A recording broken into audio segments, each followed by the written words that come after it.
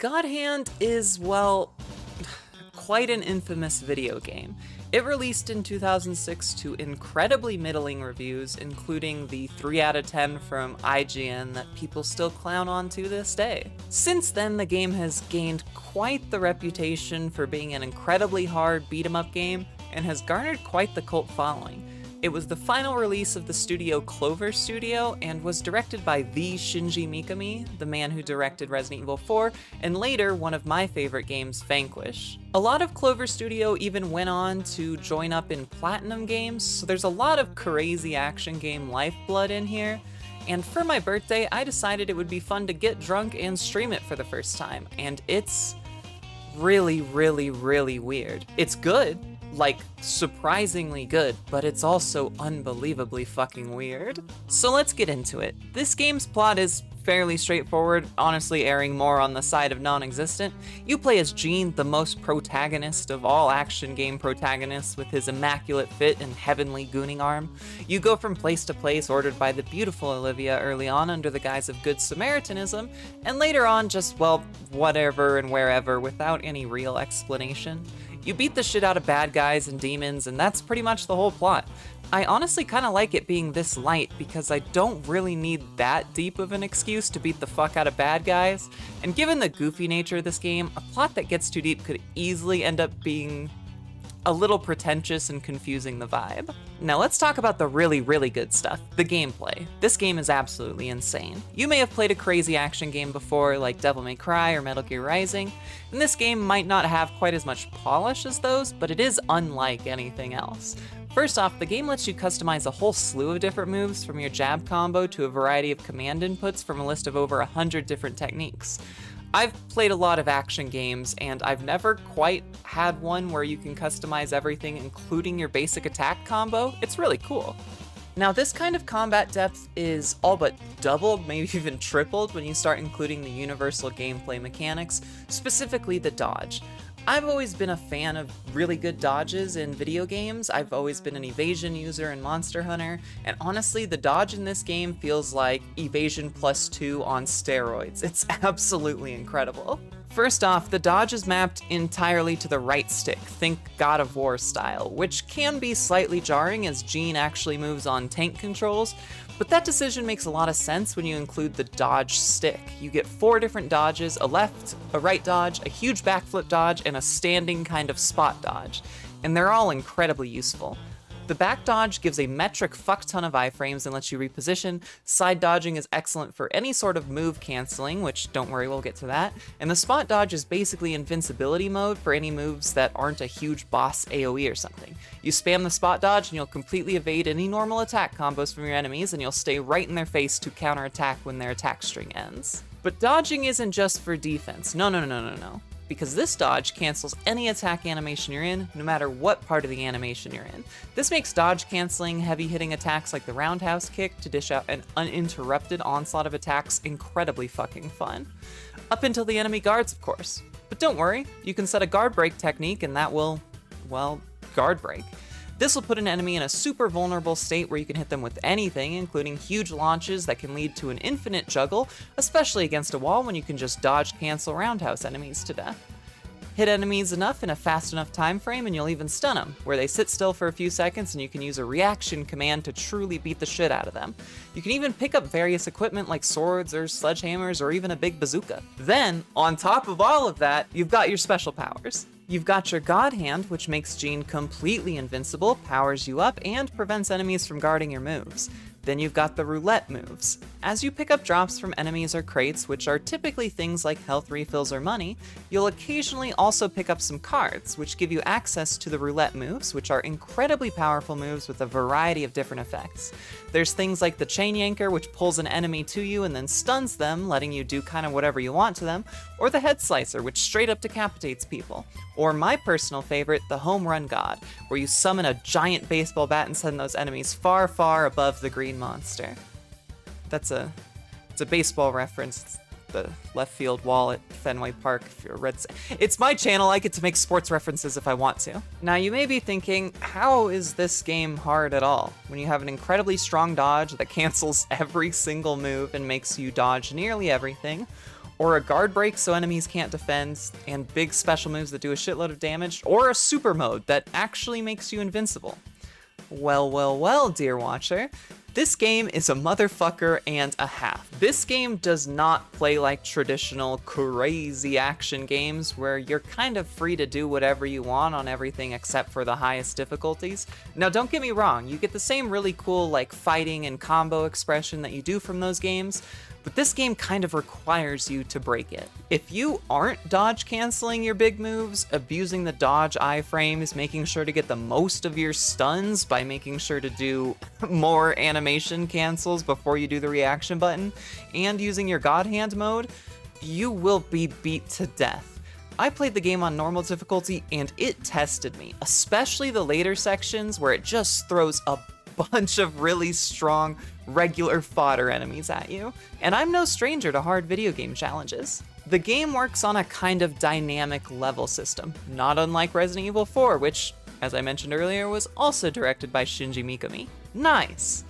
So the better you do, the more you beat shit without getting your shit beat, the enemies will level up, get new moves, all the way up to level die, which you'll, well, die at. I only reached this level 3 times in my first playthrough, and only well into the latter half of the game where I really understood how to play. I have never really played a game like this that all but requires you to break it, to cheese it, to find ways to eternally lock down the enemies.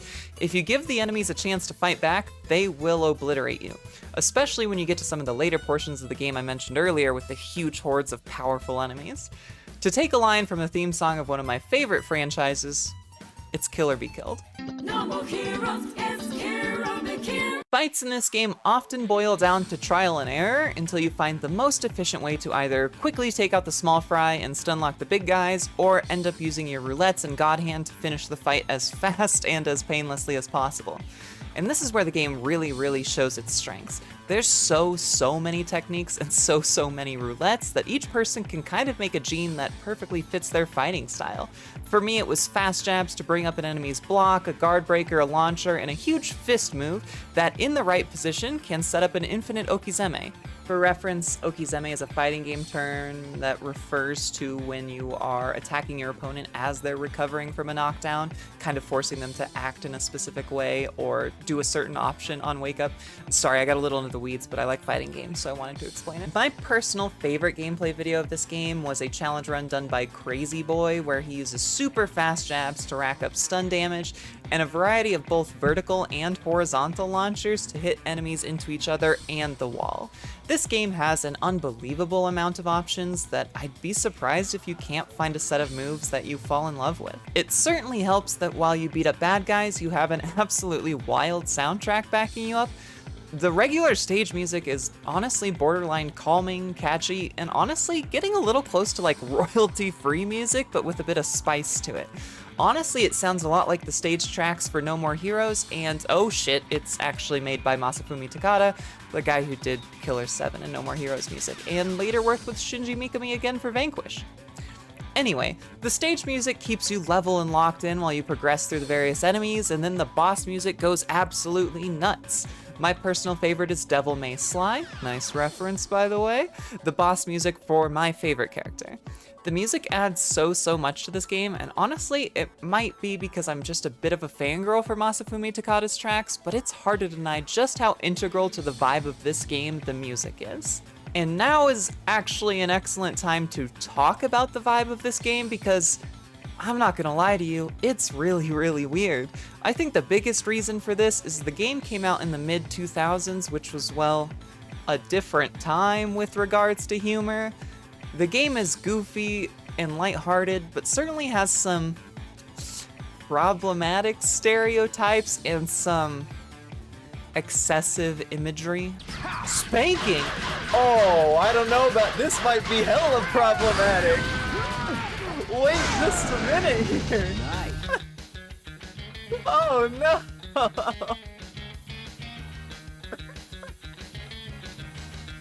I got so excited I fucking hit my goon hand ability. Those parts have not really aged super great, but it does fit with the goofy vibe this game is going for.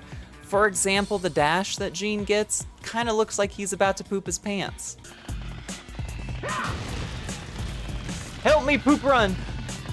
Help me, poop run! There's even a handful of gameplay quirks that fit with this as well, like the ballbuster roulette only working on men and not women or robots. Given the amount of bad guys you beat up, it seems like you would have come across a trans person at some point, so I guess this means the big bad old demon guy gives his lackeys enough good healthcare to get any gender-affirming surgeries they need. Very cool. But don't worry, there's a shitload of excellent goofy stuff in this game as well. There's some fun cutscenes where Olivia threatens to chop off Jean's god hand, or Jean launches the bad guys to the fucking stratosphere, which are great. Somehow there's quite a lot of characterization in this game despite the general lack of plot. Jean himself is basically the love child of Dante and Travis Touchdown, somehow effortlessly cool and capable, but also incredibly cringe with a variety of banter that has a wide range of quality.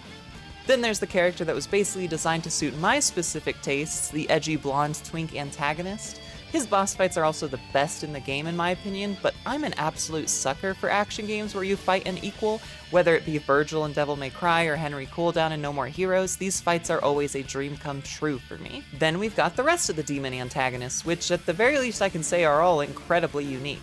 Elvis is the first one we encounter, and he's a big bald man with some incredible lines. You know what? I'm getting a bit hungry. And a little huevon sounds like it would hit the spot. Pendejo! Newsflash, big guy. You can wax on, wax off all you like. I'm still kicking your ass. Then there's Shannon, the sultry and scandalously dressed woman with a penchant for BDSM.